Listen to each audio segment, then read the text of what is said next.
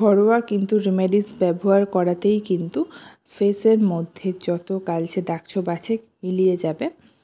মুখ হয়ে উঠবে ফর্সা, উজ্জ্বল, একটা গ্লোয়িং স্কিন।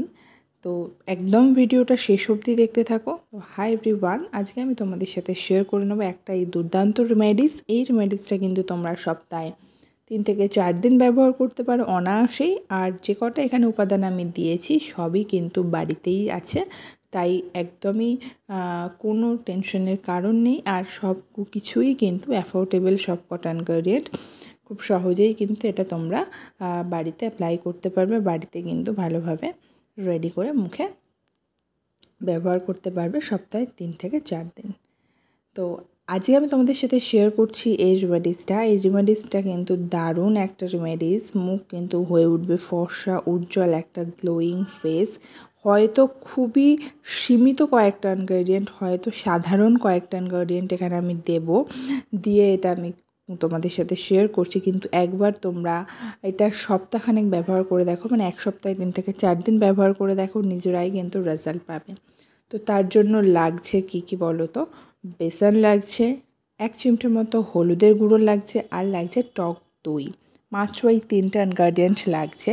বেসন কী করে বলো তো? স্কিনে আমরা সবাই জানি যে স্কিনটাকে কিন্তু অনেক বেশি পরিমাণে ক্লিয়ার করতে সাহায্য করে। মুখে কোনো রকমের ময়লা থাকলে বা তেল ধুলোবালি থাকলে সেটা ডিপলি ক্লিন করতে সাহায্য করে। একটা উজ্জ্বল ভাব কিন্তু এই আমাদের বেসন দিয়ে থাকে।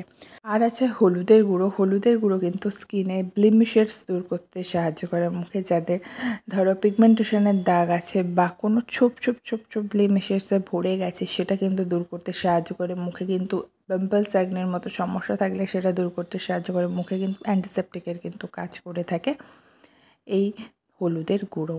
আর আছে টক দই। টক দই কিন্তু স্কিনে ট্যান পড়ে আছে বা কালচে দাগছোপ পড়ে আছে, মুখে কোনো রকমের গ্লো নেই, মুখটা ড্রাই হয়ে গেছে, তাদের জন্য কিন্তু খুব এফেক্টিভ এই টক দই। টক দই কিন্তু স্কিনের ময়শ্চারাইজারের লেভেলটাকে ব্যালেন্স করে।